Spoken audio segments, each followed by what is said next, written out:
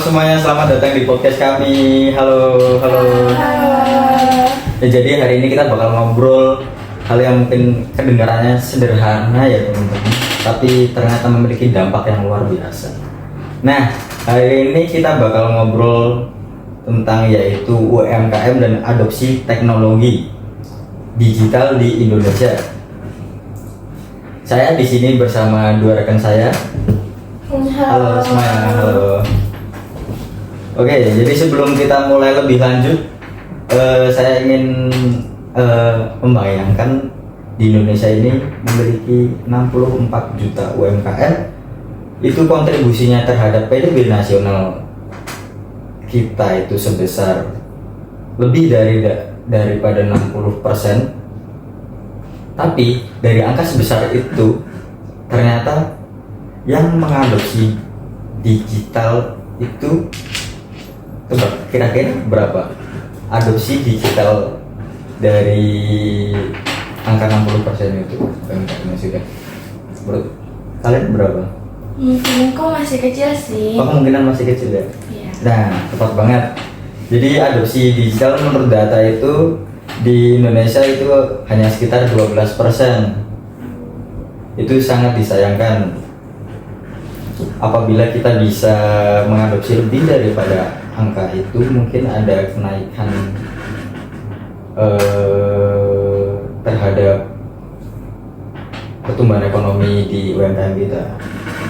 Nah, tepat banget, data menunjukkan hanya sekitar 12%. Terus pertanyaan,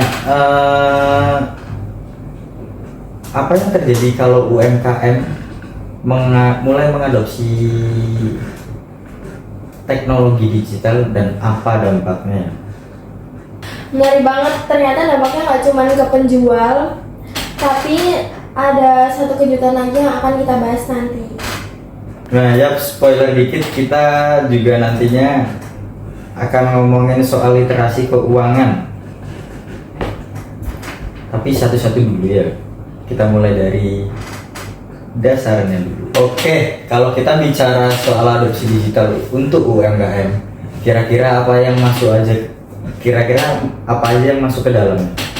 Jadi kalau merujuk ke penelitian ini ada beberapa dimensi. Yang pertama ada e-procurement, yaitu membeli bahan baku secara digital, dan juga POS atau point of sale, yaitu kasirnya udah digital, nggak langsung.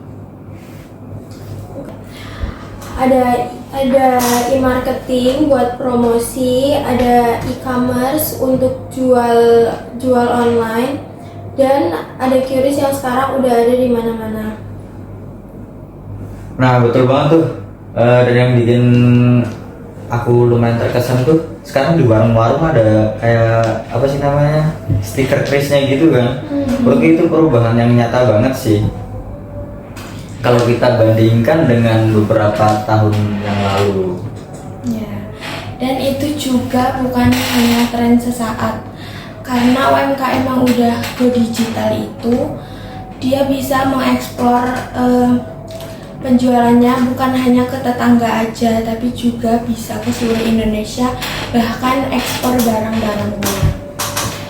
Plus operasionalnya sekarang jadi lebih efisien. Catat stok udah nggak ribet lagi karena udah ada di aplikasi, dan sekarang udah hemat waktu dan akurat juga. Nah oke, jadi adopsi digital ini bukan sekedar kayak kita punya akun sosmed gitu ya, tapi mencakup keseluruhan proses bisnis. Nah pertanyaannya, apa buktinya ini benar-benar berdampak ke performa bisnis kita? Nah, ini poin menariknya. Jadi, Avandi dan teman-temannya menemukan kolerasi positif yang signifikan antara adopsi digital dan pertumbuhan UMKM. Oh, jadi bisa dibilang semakin tinggi tingkat adopsi digital teknologinya, semakin besar juga pertumbuhan omsetnya. Secara statistika iya. Dan yang menarik, temuan ini konsisten dari kuliner, terus kerajinan atau bidang jasa sekalipun. Contohnya UMKM yang promosi di e-commerce bisa dapat pelanggan baru dengan biaya yang lebih murah. Jadi efisien biayanya itu sangat terasa gitu. Nah ini relevan banget sama konteks Indonesia ya, di mana budget pemasaran UMKM sangat terbatas. Tapi dengan digital barrier itu bisa ditekan. Iya bener banget, daya saing mereka juga makin kuat di waktu pandemi. UMKM konvensional banyak yang tutup, tapi yang digital cepat beradaptasi dengan delivery order. Bahkan diantaranya bukan hanya bertahan, tetapi juga tumbuh karena persiapan adopsi digital mereka. Nah itu poin yang kuat banget sih. Jadi adopsi digital bukan cuma soal efisiensi di masa normal, tapi juga resiliensi di masa krisis. Oke, sekarang kita masuk ke temuan yang tadi sempat saya bahas di awal itu, mengenai apa ya, yang menurut saya cukup mengejutkan itu.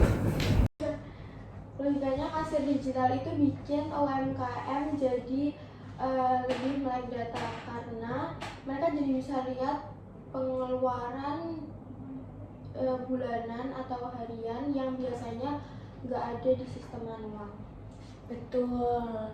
Dan ketika mereka mulai bersentuhan dengan layanan pinjaman online atau pembayaran digital, mereka akan belajar memahami tentang konsep bunga, cicilan, dan juga pengelolaan cash flow. Jadi mereka bisa belajar secara organik. Oh jadi teknologi digital ini semacam sekolah literasi keuangan digital gitu ya? Bisa dibilang gitu. Ini penting karena UMKM sering campur uang pribadi dan uang usaha. Nah, digitalisasi ini secara nggak langsung maksa mereka untuk misahin uang-uang tersebut. Ada lagi data yang nggak kalah menarik, yaitu mayoritas UMKM yang diteliti itu sebenarnya tidak punya badan hukum dan izin usaha formal, tapi begitu mereka mau masuk ke ekosistem digital yang lebih luas, ada dorongan natural untuk menjadi lebih formal. Misalnya buat daftar di marketplace kan sering banget nih butuh NPWP, rekening bisnis terpisah dan kelengkapan isinya. Jadi ada efek berantai yang positif gitu ya. Adopsi digital bukan cuma soal teknologi, tapi ikut membentuk perilaku bisnis yang lebih sehat secara finansial. Yes. Ini perspektif yang menurut saya lebih perlu banyak disosialisasikan sih. Iya, setuju banget. Dari kacamata MTI, inovasi teknologi ini terbukti bisa mengubah kebiasaan bisnis jadi lebih rapi dan lebih sehat lagi. Tapi tentu semua ini tidak berjalan mulus ya. Soalnya ada juga tantangan besar yang perlu kita ketahui atau perlu kita bahas, soal kesenjangan adopsi digital antar daerah di Indonesia. Nah, benar banget nih. Salah satu temuan yang paling kritis dari riset ini itu adalah tingkat adopsi digital UMKM itu sangat dipengaruhi oleh faktor kualitas infrastrukturnya, khususnya koneksi internet. Lalu karakteristik pemilik usaha sampai ke faktor budaya setempat. Contohnya UMKM di Jawa, mereka lebih tingkat adopsinya lebih tinggi daripada Papua atau Nusa Tenggara. Bukan karena mereka nggak mau, tapi karena infrastrukturnya belum mendukung. Nah ini jadi ironi sih, justru daerah yang paling membutuhkan dampak positif dari adopsi digital ini malah yang paling sulit mengaksesnya gitu guys. Iya, makanya itu penelitian ini juga merekomendasikan agar kebijakan dari pemerintah itu jangan disamaratakan. harus ada pendekatan yang disesuaikan dengan kondisi masing-masing daerah-daerah tersebut. Jadi jangan cuma fokus mendorong penggunaan teknologinya aja, tetapi juga membenahi infrastruktur dasarnya. Ya, ini juga jadi PR buat swasta untuk sebagai perusahaan teknologi harusnya bantu perluas akses, jadi nggak cuman fokus ke perusahaan yang udah mateng aja, ke pasar yang udah mateng aja. Nah, oke, karena kita sudah mendekati akhir diskusi hari ini ya teman-teman. Sebelum ditutup, mungkin dari masing-masing ada satu takeaway yang paling berkesan dari diskusi hari ini. Mungkin dari segi apa, dari apa mungkin? Nah, kalau dari aku yang paling berkesan itu adalah fakta kalau adopsi digital itu bisa jadi katalis buat literasi keuangan. Kita seringnya mikir teknologi cuman alat efisiensi, tapi ternyata dia juga bisa jadi alat pemberdayaan yang luar biasa. Kalau buat aku, take away utamanya di kesenjangan, karena pertumbuhannya nyata tapi belum merata. Ini PR besar kalau kita mau UMKM jadi tulang punggung ekonomi kita. Wah, mantap banget nih. Nah, buat saya pribadi diskusi ini mengingatkan bahwa inovasi teknologi itu bukan tujuan akhir. Tujuannya adalah kesejahteraan pemilik UMKM yang usahanya lebih sehat, lebih kompetitif dan lebih tahan banting. Teknologi hanya jalannya aja. Iya, setuju banget.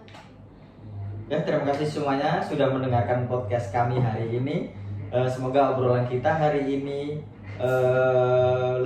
bisa memberikan dampak yang bermanfaat buat teman-teman sekitar.